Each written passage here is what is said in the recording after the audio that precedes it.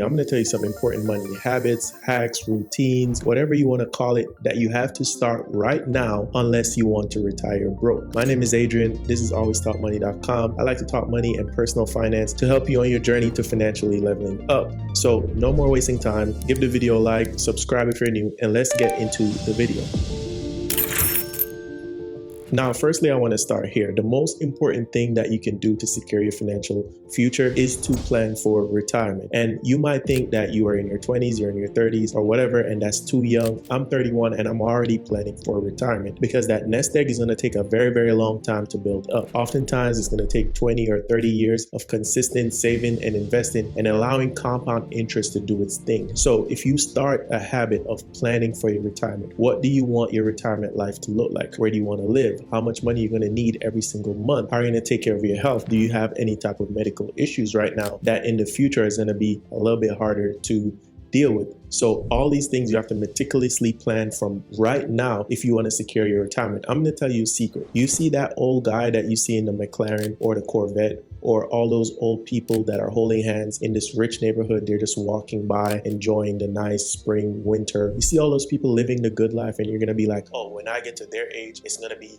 just as nice. Well, when they were your age right now, in their 20s and in their 30s, or even in their 40s, they were thinking about that day. They were thinking about retirement. So if you wanna be like those people, if you wanna be the guy with the cool car or the cool motorcycle when you get older or into retirement, or if you wanna do it much earlier, you still have to plan for retirement right now. Now, after you have started to plan for retirement, you're going to realize one thing. The money that you're bringing in is probably not going to be enough to have that $2 or $3 million nest egg that you want later in the future. So what's the solution? You have to increase your income, and you have to continually increase your income at all times. Even if you're in your 20s and 30s right now, you're not going to reach your top income potential until you're in your 40s or in your 50s. So look out for that. Just be realistic, but you have to always be increasing your income. If you're in a 9-to-5 and you're in a company that you like, make sure you're always trying to climb that corporate ladder. Ignore all the people who love to gossip and talk about the boss. They gossip and talk about the company, how they're unfair, how they're not doing this, they're not doing that. Possibly why those people are getting a bad rap at the company is because they don't bring any intrinsic great value to the company. You don't be like that person. Make sure you're always leveling up. And if it's not a company that you like, look at ways to lateral move or move up in different companies. And if you're excellent at what you do, recruiters, trust me, will reach out to you. On the other side, if you're an entrepreneur and you want to open your own business, you have to increase your income, always trying to find new leads, new customers, always thinking about scaling the business. Don't, in your first 2 or 3 years, take money out of the business. Put all that money back into the business and focus on growing and growing and growing for the first 5 to 7 years, because down the line, that business is just going to reward you greatly. And if you can grow your business without taking out personal loans or business loans, even better. And speaking of loans, the third thing you're going to do to secure retirement is make sure you get out of debt. If you are a 9-to-5 worker, you probably have a college degree. If you have a college degree, you most likely have college debt. Get out of student loan debt. Try to get it done before you're 40, right? Because when you're 40 and 50, you're going to be dealing with kids. You're going to be dealing with trying to get your kids to college. So you don't want that student loan debt to be walking around with you every single where you go. Get out of credit card debt. Credit card debt is not nice. Consumer debt is not nice. Personal loans, all these things. If you're a business owner, get out of business debt. You took some loans out to buy new equipment for the business, to expand, to open a different office or new building, so on and so forth. Yes, I get it. Cool. But make sure you're getting a return on investment. But when you get that return on investment, pay off those business loans. If you want to secure your future, you have to get out of debt because the interest rates alone will kill you. Mortgage debt, I'm a little bit more lenient on that. But if you're in a position to pay off your mortgage early,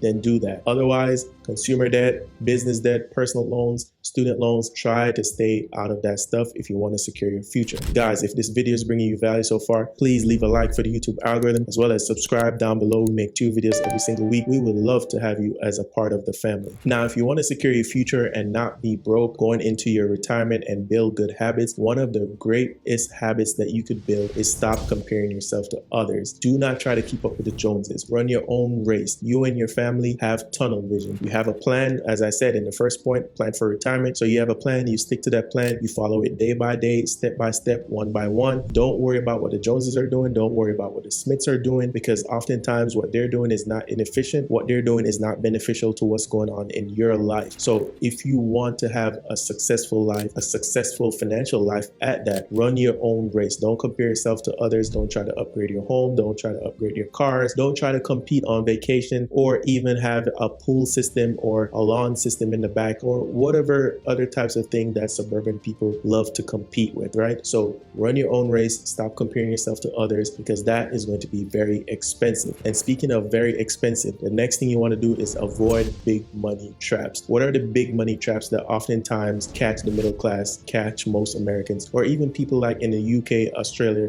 these developed countries? Well, for one, it's buying too much house. Buying too much house is a classic big money trap, because I get it. You go out, you see all these beautiful homes, and you're imagining your dream life in this home. You're there daydreaming, going through all the rooms. Oh, this could be the kids' room. This could be my game room. This could be the man cave, and all these things. When you went in there with a budget, but as soon as you see these things, your emotions get in the way. And now you're spending more on a house than you intended to spend. That is a big money trap. Same thing when you go to the car dealership. I personally recommend buy a used car for cash. It works just as fine. But I know most of y'all are going to go on the dealer lot, and then you're going to get hypnotized. Please, please, please, please, please do not get taken for a ride. The dealer is not your friend. The financier is not your friend. They smile in your face. They pat you on the back. They make you feel good, right? They give you their free coffee. Meanwhile, they're in your back pocket just draining you for all of your money. Now, the next habit that you want to pick up, and it's going to be so obvious, and people are going to be like, Adrian, this is so obvious. What is even this, right? And it's to spend less than you earn. And I know it's obvious, but tell that to the people who are in credit card debt, that are not spending less than they earn every single month. They're using credit cards to cover the expenses that their paycheck can't cover at the end of the month. Spending less than you earn is a very good habit to pick up. And that means stop getting into credit card debt. That means stop getting credit cards all together, right? Because they're just a fallacy that's going to lure you into thinking that you are more financially secure than you actually are. I know one of my subscribers, they are an advocate for credit cards, and they seem to be able to do well with it, churn the credit cards and so on and so forth. If you are not able to churn credit cards, I implore you, please avoid them at all costs, because they're not your friends, and they're going to put you in a position where eventually you're not going to be able to spend less than you earn. And to close this up and to give you some other habits that if you want to secure your financial future, if you want to secure retirement and retire comfortably, retire with that Corvette, that sports car, all these other things, is that you have to constantly invest in yourself, invest in your knowledge, invest in your business, invest in your career, invest in your health and family life, right? All these things are the things that really matter. Invest in your future is investing in yourself right now. Don't ignore these things, because time is one thing that we cannot get back. So you have to be consistent, be cognizant of how you're spending your time and who you're spending it with, because some people are energy vampires. Some people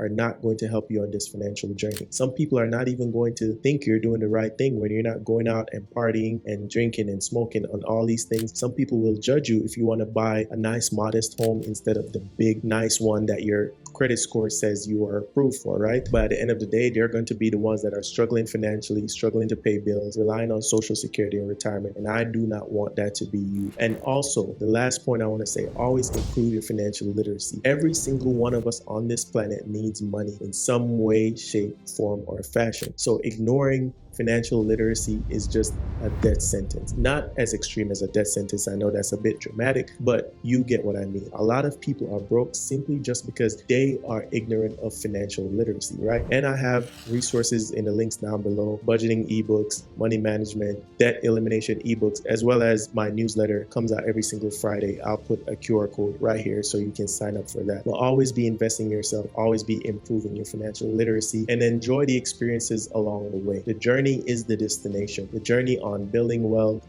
enjoying your life, and spending on things that actually matter, good experiences with your friends and family and the people that you care about, and just having a positive money mindset. Don't wake up thinking, I'm broke, I will never be rich, I can never hit 100,000, I can never hit 200,000, I can never be a million. Because a lot of things start in the mind, right? And if you don't believe it, then you won't be able to achieve it. My name is Adrian. This is alwaystalkmoney.com. Leave a like for the video. Subscribe if you're new, become part of the family. New videos every single week. This is my time, and I'm out.